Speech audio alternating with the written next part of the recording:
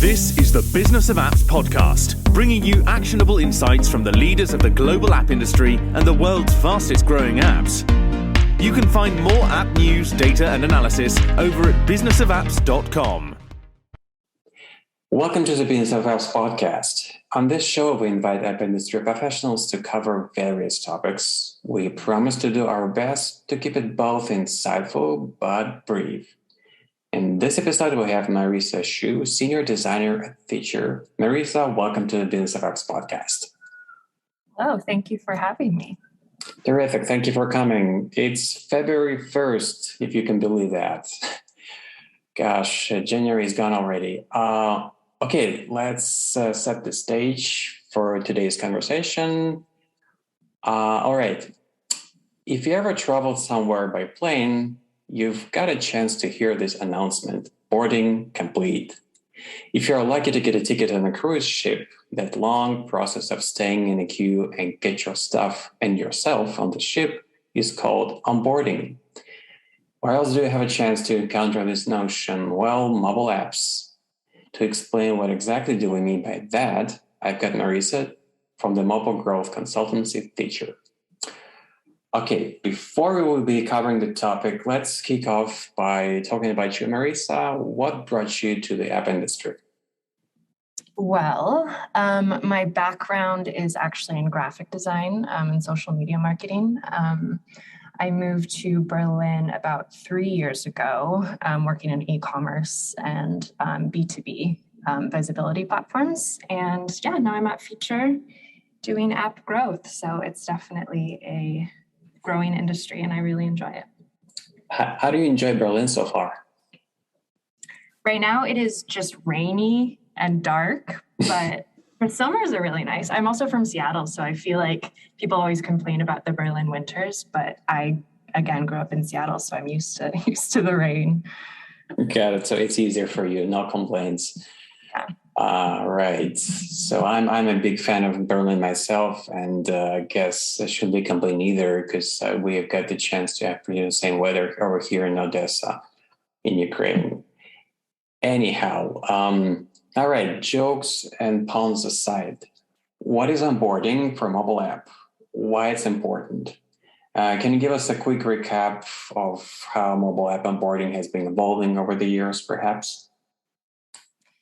Yeah, so onboarding is basically your user's first impression, right? Its purpose is to kind of guide a user to activation, which is essentially a user experiencing the value of an app for the first time. So this can include like setup steps like account creation, adding credit card details, just steps necessary to successfully activate the user within the app and experience the value that app has to offer. And that's obviously super important in terms of retention. Let's see, quick recap.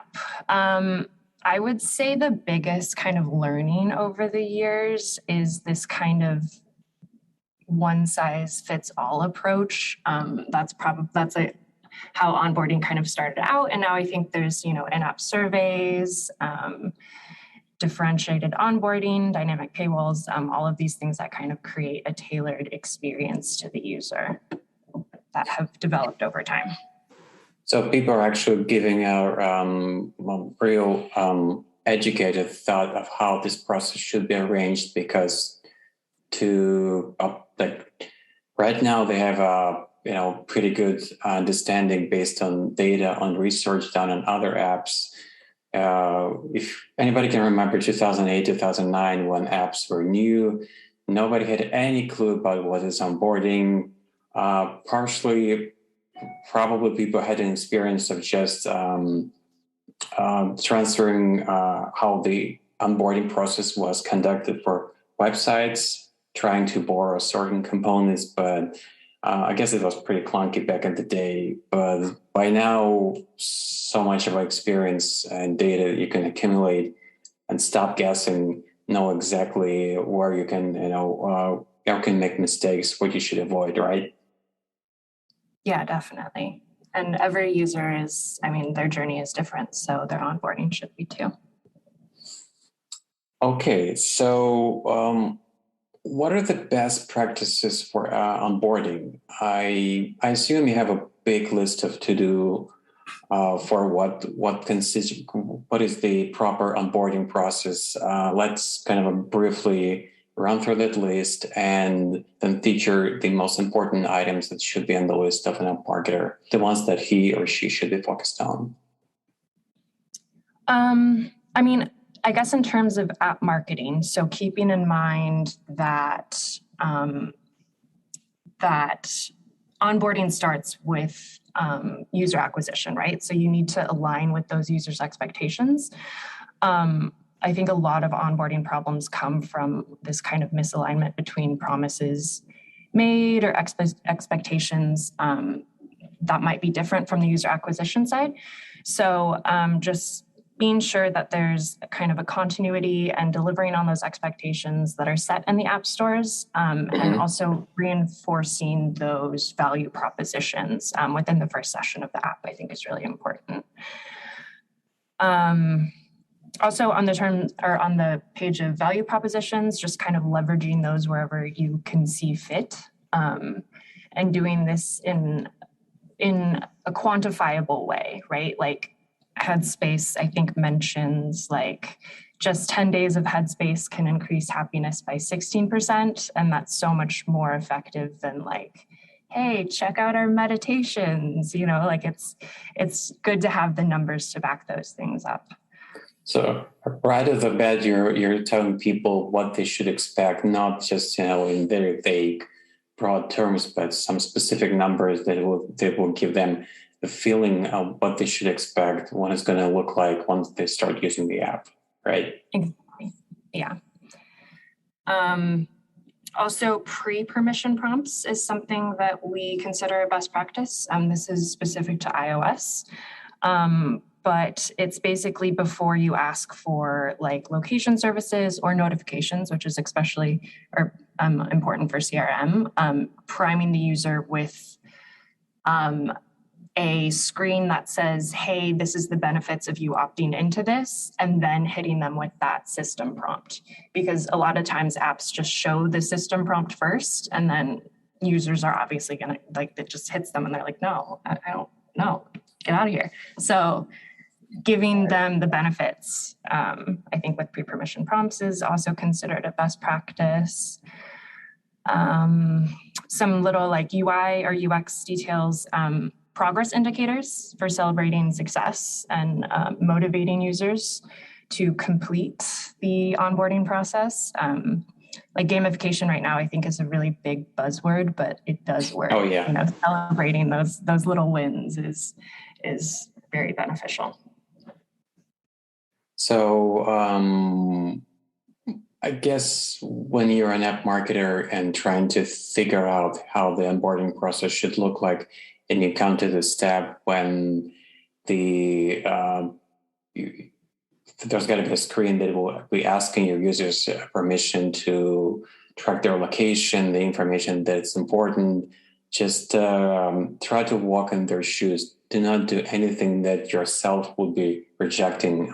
Just imagine that you're holding the phone and being exposed to your app as a potential user, and just at what situation you would say no, just forget it. Or if you can see exactly why you're being asked to provide your location and you're just chill with that, right? And again, going back to the value propositions, I think just framing the copy in terms of ways that it benefits the users, like not saying necessarily like, look at this feature, but being like, this is how this feature can benefit you. Which again, same things go for the pre-permission prompts, is kind of framing that in the way that would benefit the user. All right, these are the most important ones. Perhaps we can name it just a few more, just broadly. It's kind of a short list, but should be on the table as well.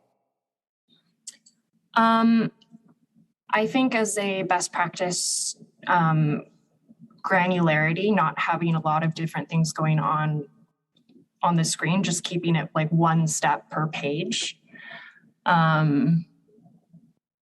Also, don't make it more complicated than it needs to be. Like simple sometimes is better. Got it. So imagine that person is not sitting at home on his couch and relaxed with a cup of coffee. He may be standing somewhere in a subway or sitting in a queue, and he doesn't have a lot of time. He can be overwhelmed with other information. What's the scientific term? The cognitive load on his brain will be big enough. So do not add the other layer of complexity on top of that, right? Just make it simple. The KISS principle, right? Keep it simple, stupid. Exactly. All right. Now, what is in your playbook is no for app onboarding? Perhaps what are the common mistakes you would be happy if app marketers stop doing? Anything we haven't mentioned yet? Probably something else. I think in terms of paywalls, I've seen a lot of just paywalls on app launch, which to me is kind of frustrating because it's like, why would anyone sign up for a subscription when they have no context as to the benefit that it brings them, right? So you want to make sure that it's timed after the app value has been explained, and then have like engaging visuals and copy that kind of motivates the user and showcases the highlights of the value of a premium or a subscription. Gotcha. Well, all apps are different, different functionalities, different features, different use case.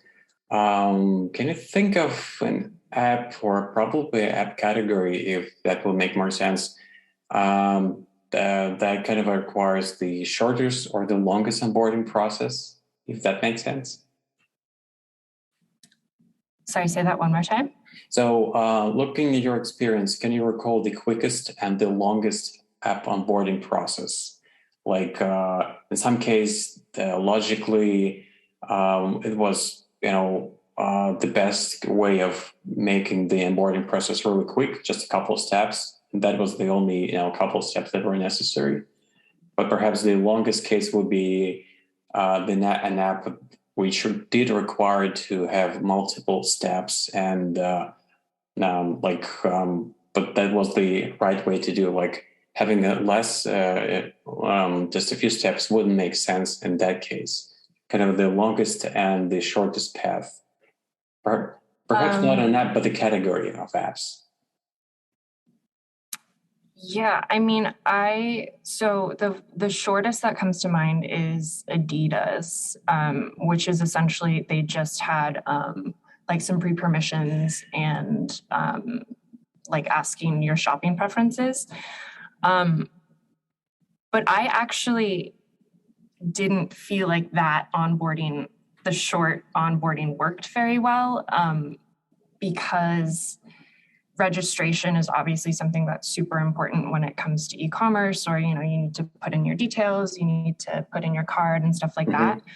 And the way that they had their flow structured was it asked for that information as the user went to check out, which puts that like really high friction point at a really, really important action. Right. Yeah. So to me, that onboarding didn't work. I guess that doesn't fully answer the question of the short one that did work, but that's just the one that sticks out to me in my mind. One longer one that I did really enjoy was Duolingo. I don't know if you're familiar. It's like the language learning app. Yeah, it's pretty popular over the place. Yeah, I know what it is. The adorable little green owl mascot. Yeah. Basically, they take you through this, the kind of in-app survey of engaging like what language you want to learn, what your level is, and if you're a brand new user, or brand new to that language, they take you through this kind of mini lesson, which is super effective because it doesn't even feel like onboarding, right? It's so aligned with the user's intent. And it's gamified, there's those progress indicators, there's the adorable little illustrations, and then just really shows the core value of the app. So even though it was lengthy, I thought that it was super aligned with, again, the user's intent. So I guess for what you're describing for the Duolingo app, adding a bit of a humor, making people smiling a little bit will be helpful. I mean, unless if this is not the app about paying taxes, something that it's kind of hard to make people smiling. But jokes aside, in some cases, a bit of a humor always helps to relax the process and make it easier. Just make it look like it's not onboarding at all in a classical, sense as you may think, which is something you have to go through to actually get to the actual function I'm looking for, and make it not stressful, just explain why it's happening. And I would think unless it's really necessary to make it long, even with Duolingo, I guess every step they were really thinking really hard through to avoid any extra steps, just the minimum amount, but still to get a complete experience to make it work. It should be that long, right? Yeah, I think their approach, instead of kind of flexing these value propositions of like, this is how Duolingo can benefit you, like they just showed through the lesson. And that to me, again, felt less like onboarding and more like just part of the experience. And that integration was really powerful despite the length. All right, got it. What would be your key message to app marketers with respect to the app onboarding? Something that they should keep in mind whenever they are on the path of adding new features, taking advantage of new hardware from Apple, working with the feedback for clients, all those things, all those processes. When it comes to app onboarding, what they should be always focused on and do not forget? I think overall, the purpose of onboarding is to build trust, right? Focusing and like reframing your onboarding process to fit, again, how it can benefit the user, as opposed to how the user can kind of benefit you. And all the best practices that we discussed and things like that are essentially fitting into that box of building trust. Yeah, building without trust, there's nothing, including the money you're trying to generate with your app and make this project profitable. This is the reason why there are, if I'm not mistaken, the latest numbers for Apple's number of paying customers on iTunes, 785 million paying customers. Speaking about trust, I'm not saying that it's easy to get up to 1 billion of paying users for your app, but if you don't build trust between you and your users, you don't have any chance to build any kind of user base. Exactly. The app industry is vast. To navigate this space, you need a directory to look up suppliers and partners, and you need to know who are the best. Visit our marketplace directory at businessofapps.com/marketplace/podcast. And now, back to the show. Okay, now we are coming to the second part of the show where I am asking a few quick questions to every guest on this show to build a better picture for who he or she is, to let the audience know who are these people in real life. Okay, here comes the question number one. What smartphone do you have now? Have you been switching between these two big giants, iOS and Android, or just staying one side all the time? I mean, as a designer, I feel like I have a lot of brand loyalty to Apple. So right now I have an iPhone XS, which I'm actually kind of due for an upgrade. I feel like I'm this weird balance of like, okay, I really like Apple products, but I'm also super practical, so I'm not gonna like upgrade unless my phone is broken. But I don't think I've ever had an Android smartphone, actually. So this is actually the testament to the durability of Apple products. If you're still happy with iPhone 10X and it's still doing the job, doing the trick for you, it means it's still in good shape. And don't fix if it's not broken, right? Exactly. I also have like an OtterBox on my phone though, because I break everything. So I think that has been one of the factors of time, but agreed. Okay. Do you remember your first mobile phone? I think I remember what it looked like. It was like a little gray flip phone with blue. But I remember my second phone, which was more impressive, was like the Motorola Razr, like the classic, which I know has like come back, or not made a full comeback, but like they made a version, I think a couple years ago, of like a reinvented Motorola Razr, which I have not gotten on board yet with. I don't know if I will, but the nostalgia's there. Oh yeah, well, one and only. If I guess people had a chance to watch the new Matrix Resurrections recently, it doesn't feature that phone anymore, and now it didn't hold the latest iPhone in his hand either. But still, yeah, the Motorola Razr was the real hit back in the day, and because of the Matrix, of course. Now, imagine for whatever reason you've left your iPhone 10X at home. What would be the most missing feature for you at that point?